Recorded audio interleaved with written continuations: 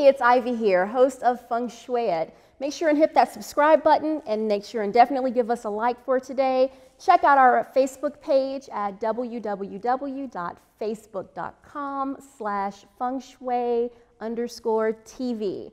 So thanks for joining us for part 2 of our interview with Sharon. We're learning about shamanism, and in this segment, we were fortunate enough to be allowed to have our cameras capture some footage of Sharon leading her local shamanic drumming circle. The group begins the session by first establishing a clear intention for their journey.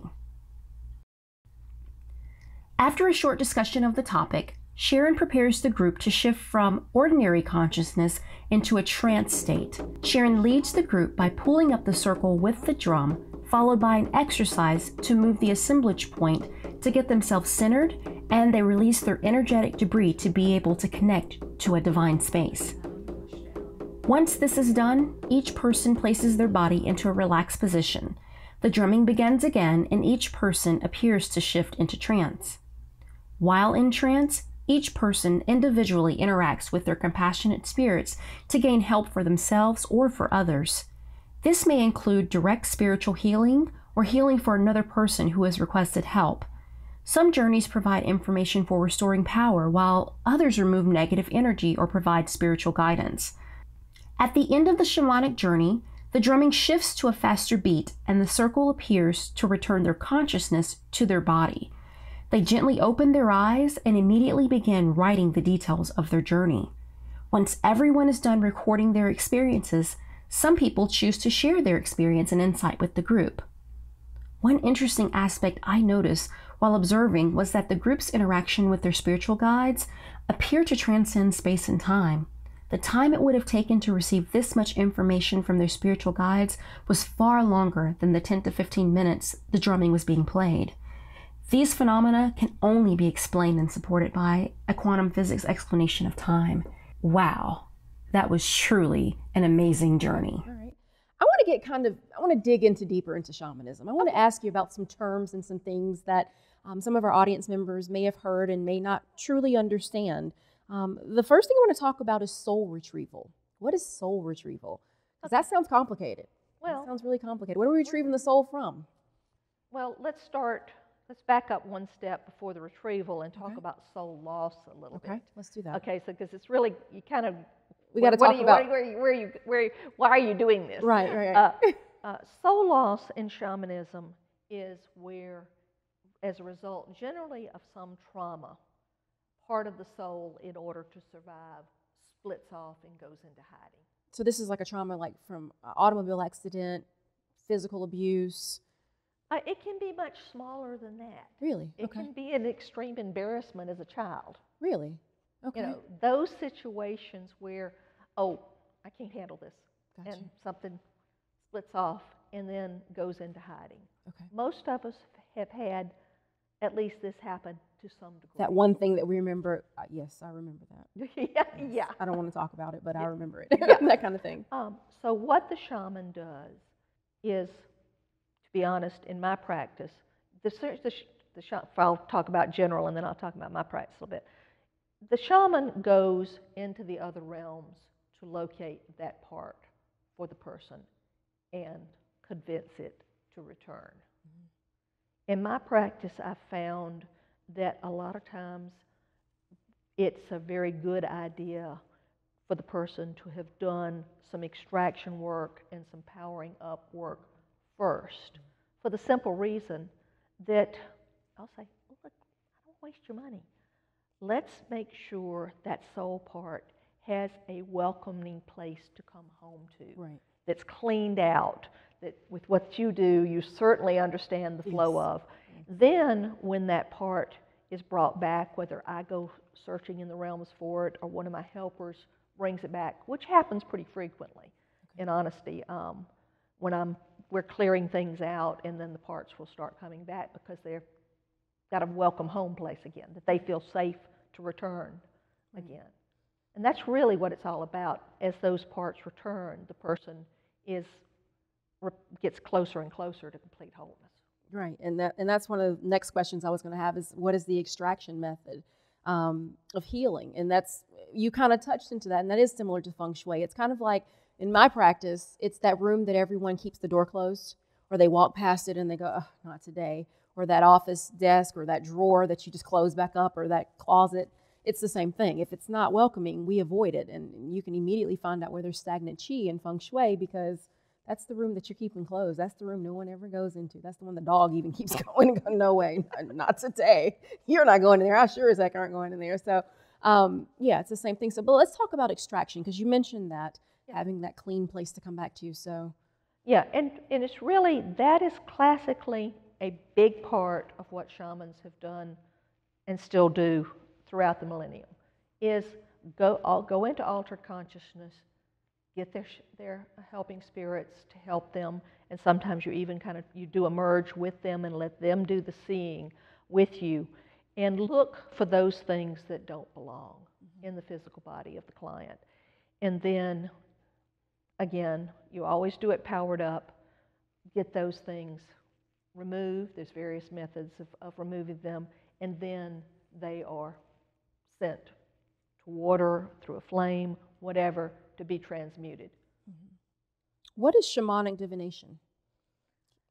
Shamanic divination is the other really big part of shamanism. Because there's a lot of misnomers about this, and there's a lot of fear just from lack of knowledge. So I really want to kind of simplify this for our audience and let them understand what it is and what it's not. Yeah. Well, it's not fortune telling, that's for sure. No, it's not fortune telling. But a lot of people believe this. I mean, it's though it can give you information from the future sometimes as well. But more importantly, it was necessary for the shaman to go into other realms to get the information for the tribes to survive. An example would be before the hunters went out, the shaman would go and literally do a journey to see where the caribou that were necessary for the hunt to be successful, for the tribe to literally survive, were located.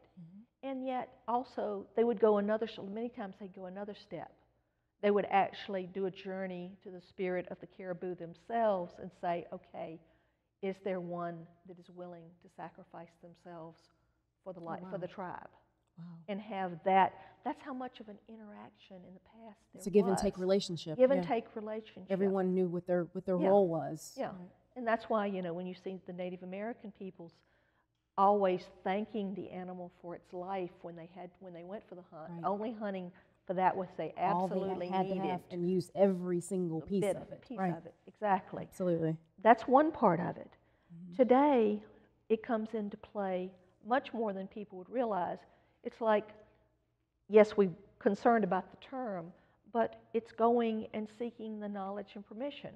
I'm actually doing divination when someone calls me and I say, do I have permission to consult my spirits on your behalf?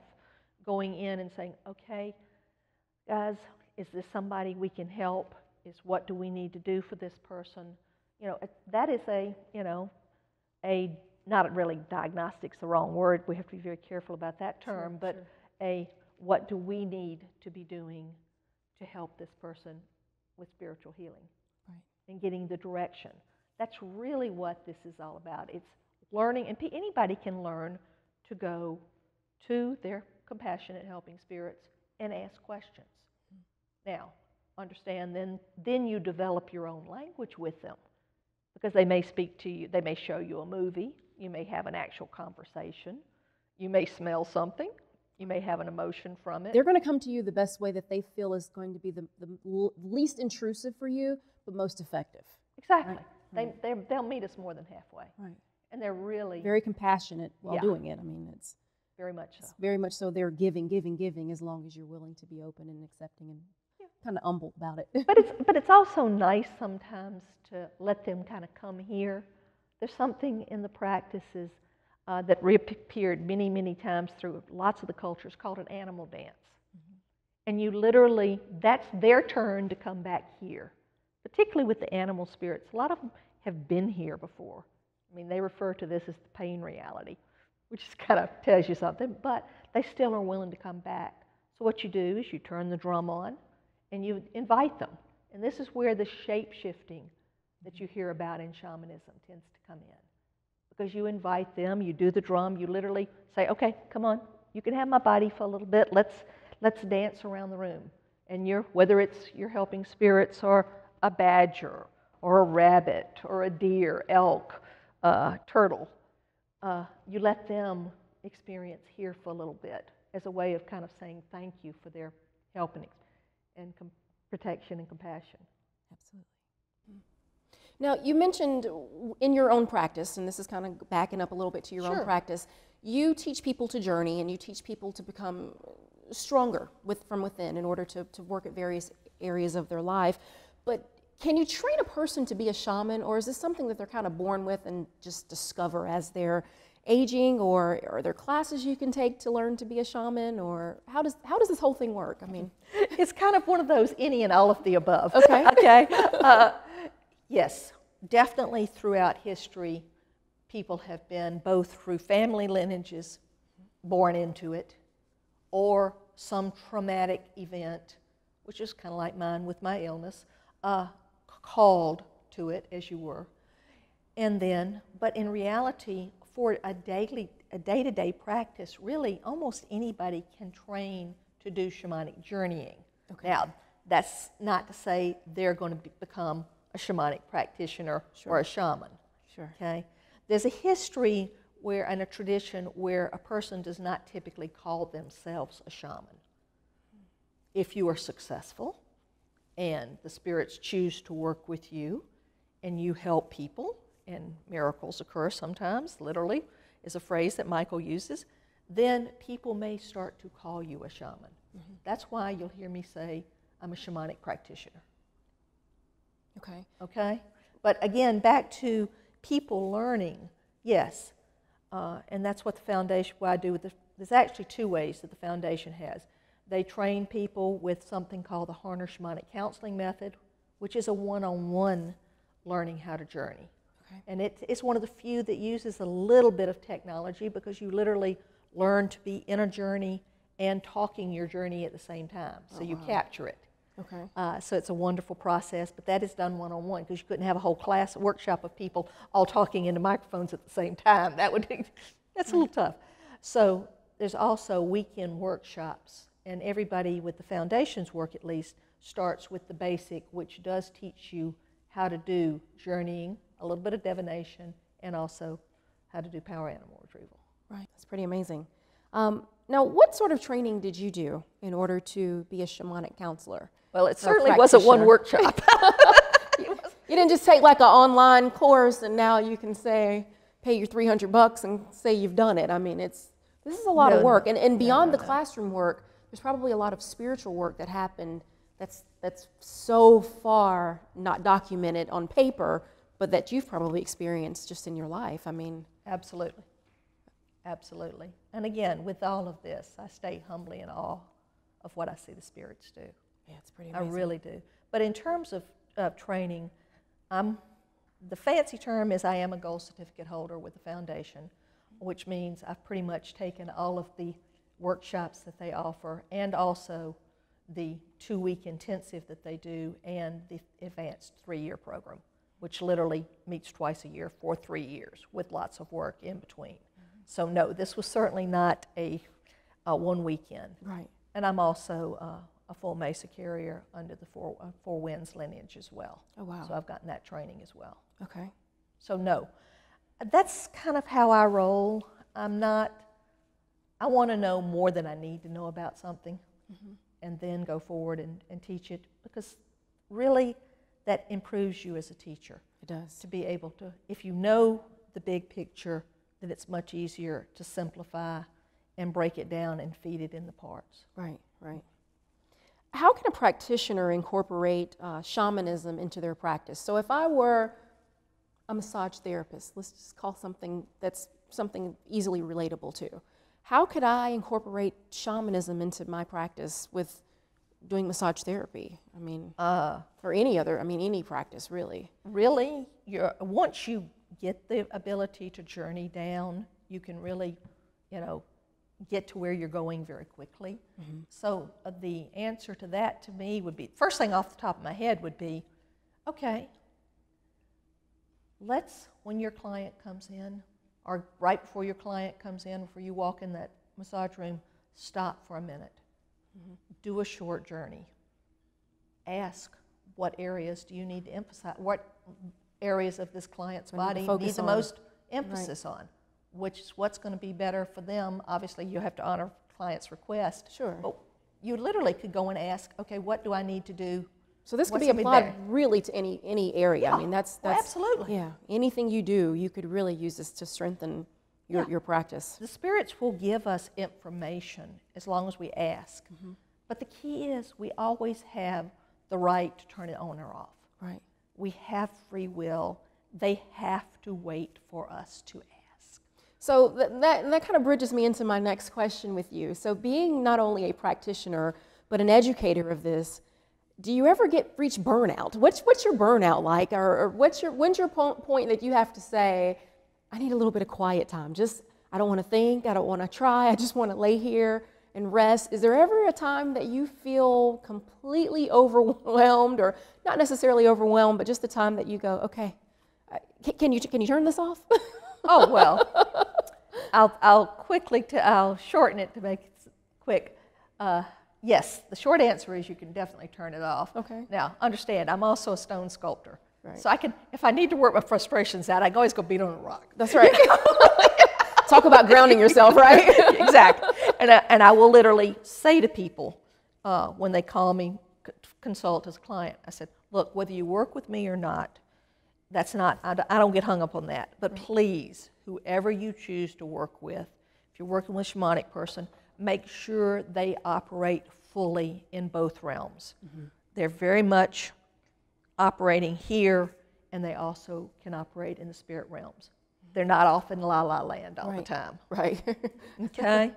So, that said, and then I jokingly make a comment, I beat on rocks for a living. I'm not sure how much more grounded you can get than that, because it's got to stand up when I finish carving it. Yeah.